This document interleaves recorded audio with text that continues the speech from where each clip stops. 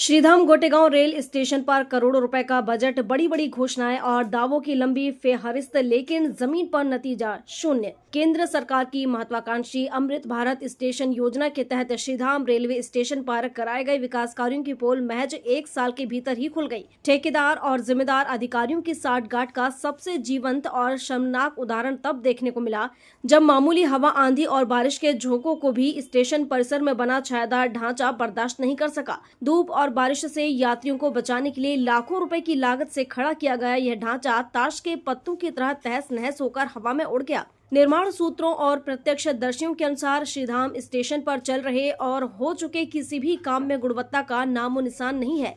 Railway के जो तय मापदंड और क्वालिटी प्रोटोकॉल होते हैं, उन्हें पूरी तरह ठंडे बस्ते में डाल दिया गया। घटिया निर्माण सामग्री का उपयोग और तकनीकी अनदेखी इस कदर की गई कि महज साल भर पहले बनी यह आधुनिक संरचना आज पूरी तरह बर्बाद हो चुकी है। प्लेटफॉर्म के अंदर भ्रष्टाचार की यह कहानी सिर्फ बाहरी परिसर तक सीमित नहीं है। प्लेटफॉर्म के अंदर भी जितने भी रिनोवेशन, टाइल्स, शेड या सौंदर्यीकरण के कार्य किए गए हैं, उन सभी में भरपूर अनियमितताएं बरती गई हैं। जगह जगह उखड़ती टाइल्स और कमजोर निर्माण साफ गवाही दे रहे हैं कि जनता के टैक्स के पैसे का इस्तेमाल यात्रियों की सुरक्षा के लिए कम और अपनी जेबें भरने के लिए ज्यादा किया गया है।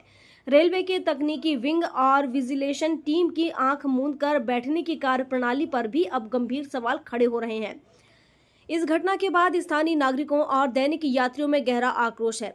लोगों का कहना है कि सरकार की इतनी बेहतरीन योजना को स्थानीय स्तर पर भ्रष्टाचार की दीमक चाट गई। जनता अब सीधे तौर पर इस पूरे प्रोजेक्ट की उच्च स्तरीय और निष्पक्ष जांच की मांग कर रही है, ताकि दोषी अधिकारियों और ठेकेदारों को बेनकाब कर उनके खिलाफ सख्त कानूनी व दंडात्मक कार्रवाई की जा सके।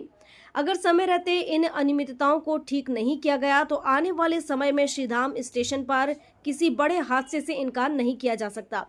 सबसे गंभीर एवं सोचनीय बात यह है कि श्रीधाम स्टेशन पर निर्माण कार्य के दौरान कोई भी अधिकारी किसी भी प्रकार से जवाबदेही के लिए उपस्थित नहीं रहते। यदि किसी भी संबंध में स्टेशन मास्टर से बात की जाती है तो उनका एक ही जवाब होता है कि उन्हें इस संबंध में कोई भी बात करने का अधिकार नहीं है। आप जबलपुर में बड़े अधिकारियों से बात कीजिए। यदि अदाकड़ा श्रीधाम स्टेशन पर जबलपुर से बड़े अधिकारियों का निरीक्षण भी होता है तो किसी को भी खबर नहीं होती कि कब दौरा हो गया, कब निरीक्षण हो गया। इसलिए सब मनमानी चल रही है। श्रीधाम में करोड़ों के कार्य विगत 1 साल पूर्व हुए थे, जिसमें रेलवे का शेड वगैरह और भी कार्य हुए थे, जो अभी विगत 1-2 दिन पहले मतलब थोड़ी सी अंदर में पूरा शेड मतलब उड़ के बर्बाद हो गया। इससे ऐसा प्रतीत होता है कि रेलवे का काम घटिया किस्म का है। इस ओर ध्यान देना चाहिए ताकि शासन का पैसा या उसका बचत हो सके। मतलब